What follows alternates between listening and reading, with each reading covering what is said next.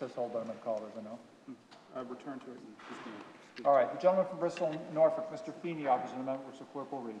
Amendment number 568 by Mr. Feeney. Drink spiking test bulk purchase program and awareness campaign. Senator Feeney. Thank you, Mr. President. It's great to be here to speak on this amendment as we get going on day 2. I want to just take a moment to talk a little bit about, obviously, this amendment in the particulars, but before I do that, to talk about the reasoning behind it and a public health crisis that I'm not sure that many are aware that exists today, but that has been alarming to me and certainly to the stakeholders that have reached out to me in the last few months. So before I dive into the amendment itself, I just want to talk about this issue. Over the last year, especially last couple of years, we've seen an alarming increase in drink spiking incidents at bars, nightclubs, concert venues, and even house parties across the Commonwealth. It seems like you can't pick up the newspaper or turn on the news without seeing a story of a person that's been involuntarily drugged at a venue or at a restaurant or at a bar or at a house party. Time and time again, we've seen warnings from law enforcement officials about this. They tell you to use the buddy system. Cover your drink when you go out. Don't leave your drink unattended. Make sure you take it directly from the server and don't let anybody else touch it. Yet reports of these incidents persist. Over and over again, every single weekend, we're seeing more and more stories about this happening. In fact, in Boston, just last year, in 2022, there were over 116 reports of drink spiking, exponentially growing from the year before. And that's just what was reported. As you'll learn in a second, that's just the tip of the iceberg. There are so many more cases where this is happening, not just in Boston, throughout the Commonwealth, in regions across Massachusetts. And many of those incidences are going unreported. You see them on social media, you hear them anecdotally from friends and family, you'll hear them sometimes from local law enforcement, but many times they actually don't get reported. Investigations aren't done for a very specific reason. In one constituent, Mr. President, and this is what brought this to my attention, she uploaded a video on social media, and she talked about a hospital, a big hospital here in Boston, where she had a frightening experience. The night before she was out with friends, she was at a house party, she had had a couple of drinks, many college students do. After the stress of the week in school, go out, have a couple of drinks. But this night for her was different. She felt something was wrong. She immediately blacked out. She doesn't have memories from what happened. But her friends that were with her said that she was completely incapacitated. They took her back. They kept her safe in her room. She went to bed. And she got up and she said, I know something is wrong.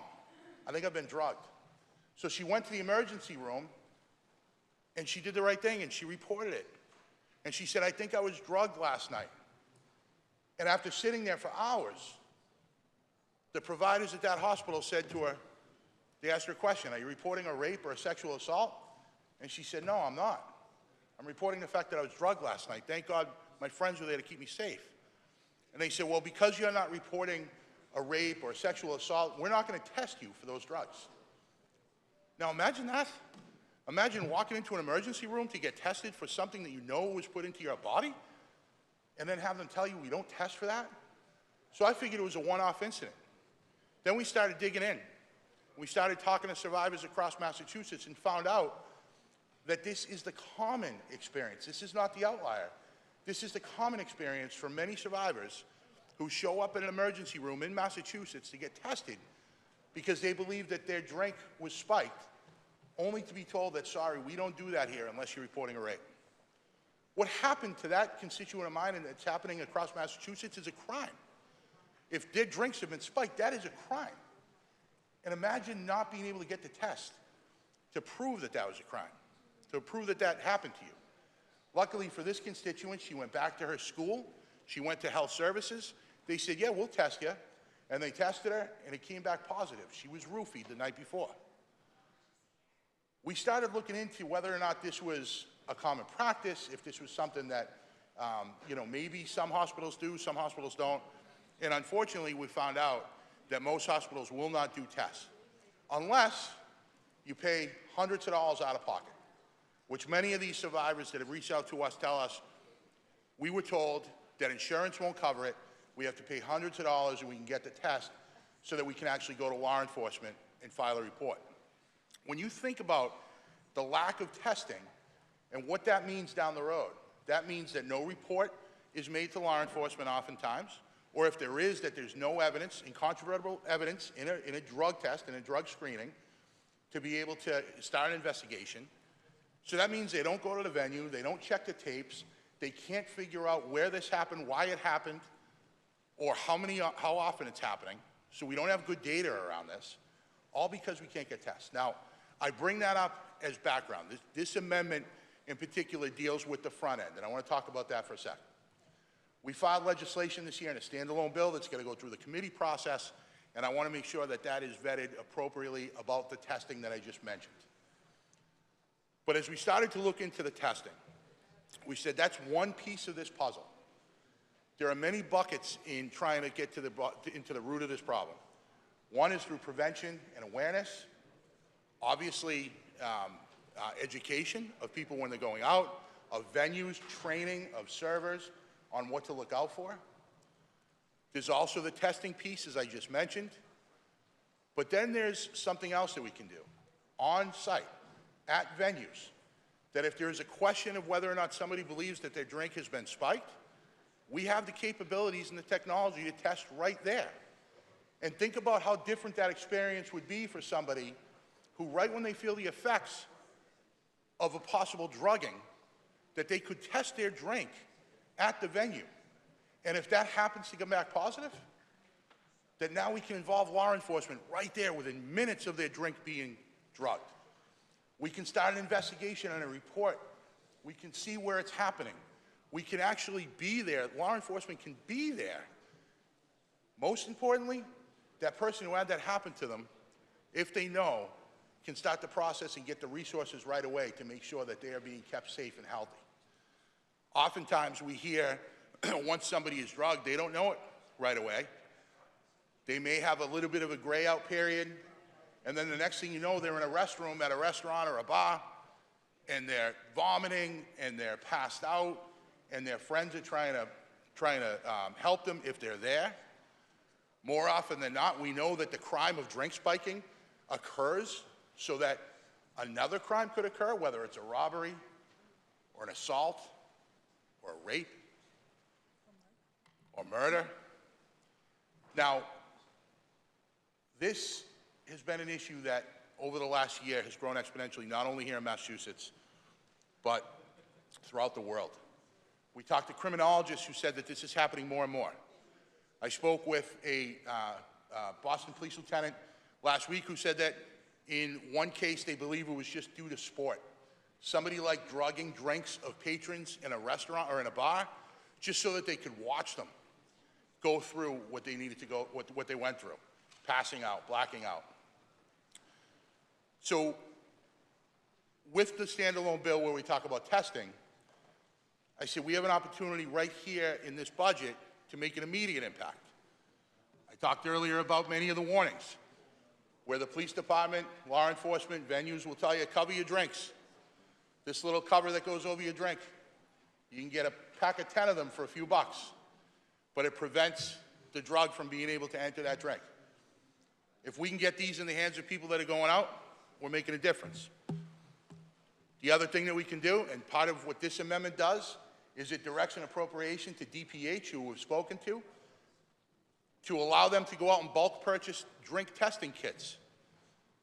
So that at the site, at the venue, at the house party, at the bar, if people have these drink testing kits on them, you take out a card, you have a question, you take a drop of your drink, you drop it on here, and this card tests for GHB, ketamine, Rohypnol, the more common drugs that we see.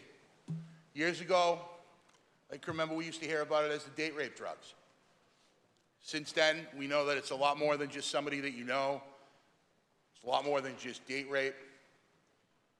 We're seeing it happen not only to young women, predominantly young women across Massachusetts, but it's happening to men. It's happening to all sorts of different demographics. My colleague, our colleague, the senator from Weymouth, had an unfortunate incident in his district where a group of moms in their 50s were out at a nice restaurant. This wasn't on a Saturday night in a club somewhere. They were at a restaurant. And after the second drink, a woman fell ill, and I'm sure we're going to hear from our colleague from Weymouth, but she was unable to get the test. They were unable to test at the venue. So what happens? You go to the police, and the police say, we have no evidence. With these tests, that's the first step. So this amendment would direct a couple $100,000 to DPH to go out, bulk purchase these tests, figure out best practices, get them out to venues, get them out to people that are going out to bars and restaurants, get them out to law enforcement, and hopefully make a difference.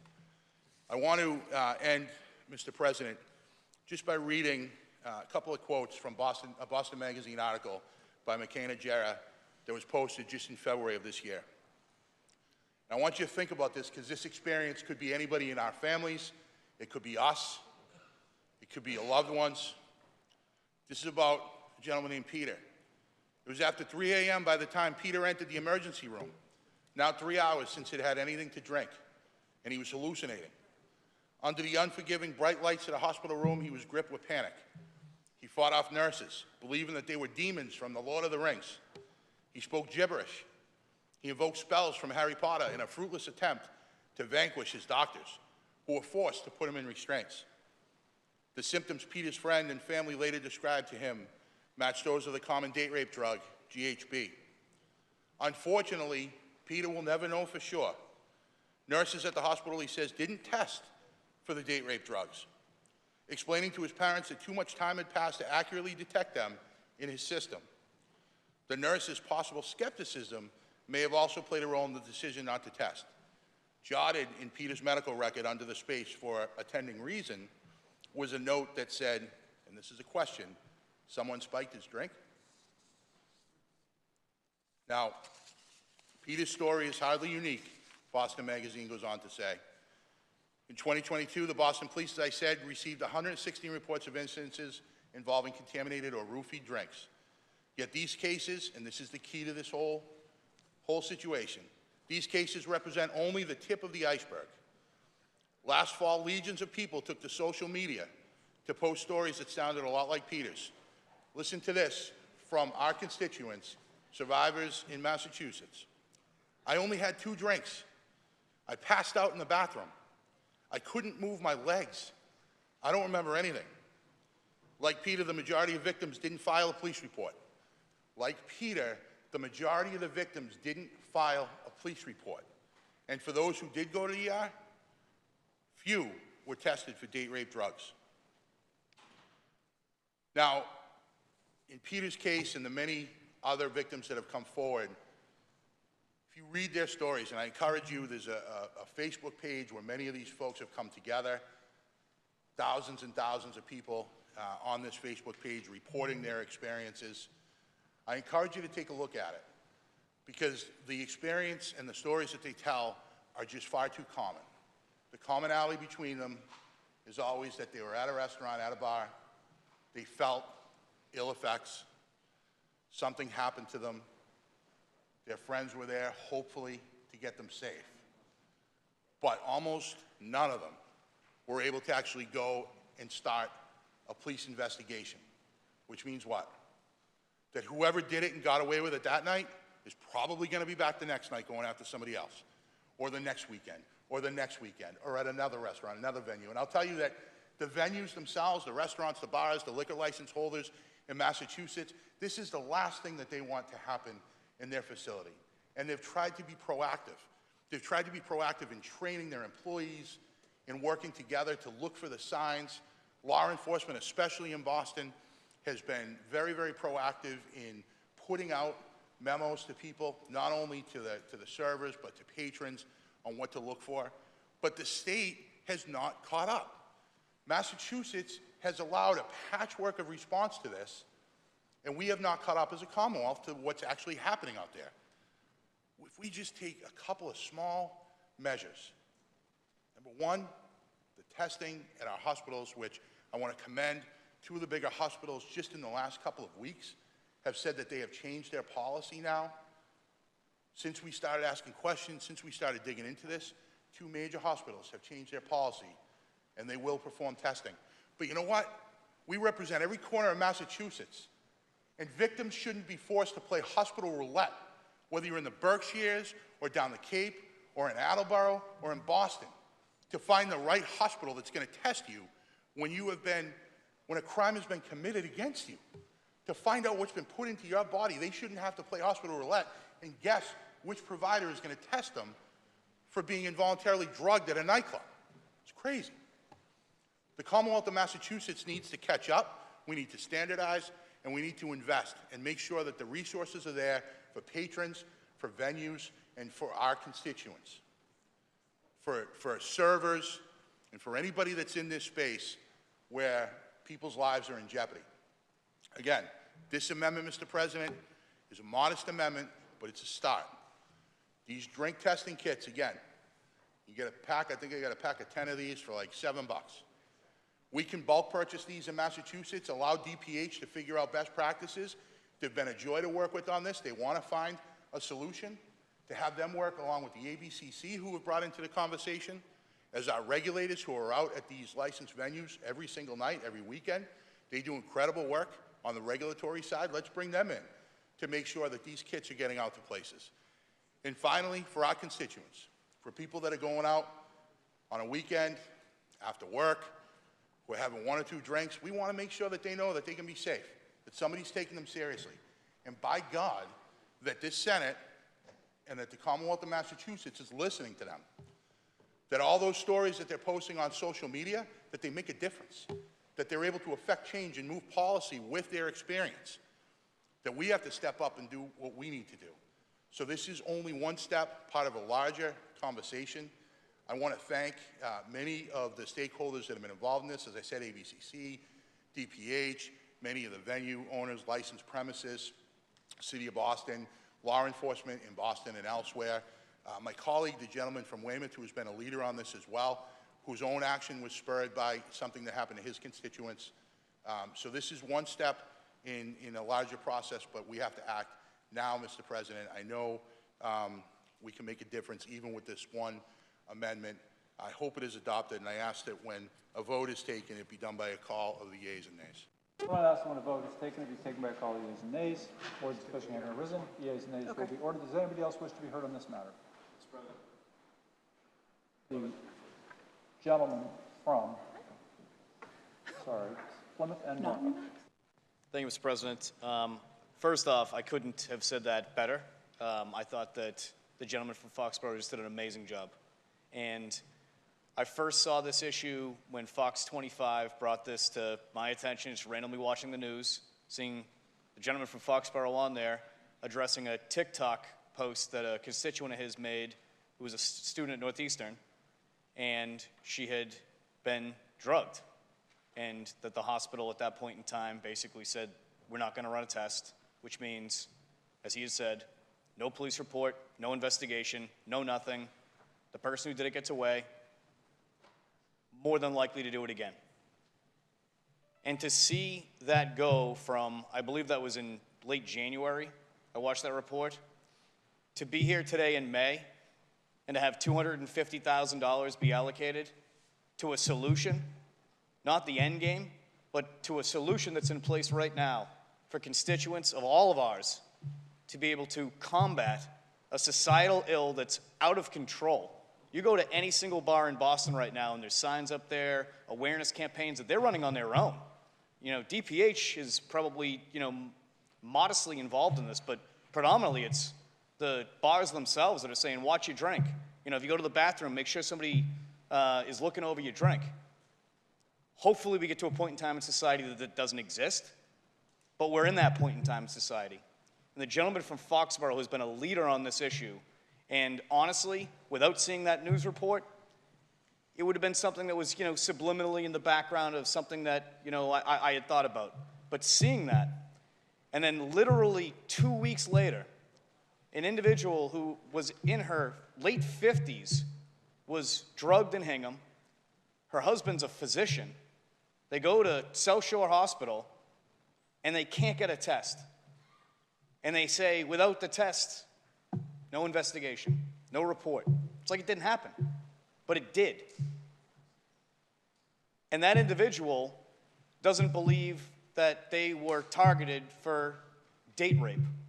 They believe that they were targeted by somebody who was going to potentially rob them after.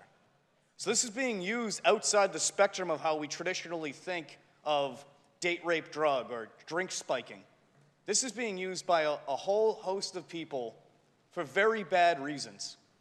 And we're here today to support this amendment, and I honestly can't give more credit to the gentleman from Foxborough for taking this issue on, listening to a constituent, and putting in place a plan that's going to literally help people, promote awareness, and hopefully deter people as well from doing this.